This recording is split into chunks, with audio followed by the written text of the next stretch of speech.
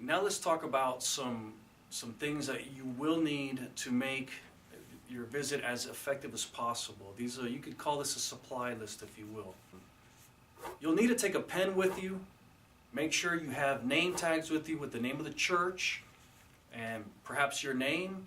And also mint or candy or gum is always recommended, especially if you get into a conversation.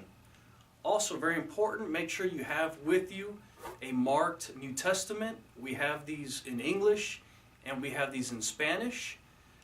You'll also, if you run across Spanish speakers or other internationals, we have also available ESL brochures also in English and in the Spanish language.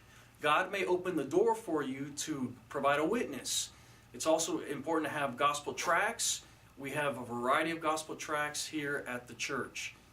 At the same token, we have Jesus films that provide a visual gospel presentation. We also have door hangers that if the people are not home, you can just hang a door informing them of our visit.